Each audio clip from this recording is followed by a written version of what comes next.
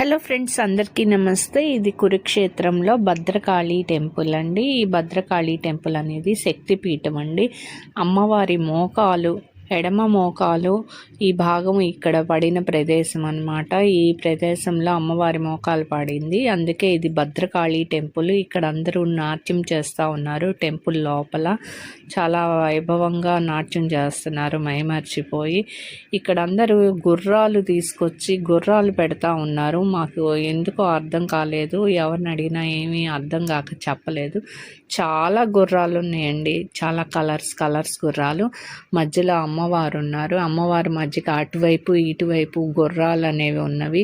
ఇక్కడ అదేమన్నా విశేషమైన పూజ అయి ఉంటుంది, మాకు అర్థం కాలేదు. చాలా అద్భుతంగా ఉంది. బయట శనేశ్వరుడు ఉన్నాడు. శనేశ్వరుడికి అటువైపు అంతా కూడాను శని గ్రహాలు వెరైటీగా ఉన్నవండి, మన సైడ్ కన్నా కూడాను. Thank you friends.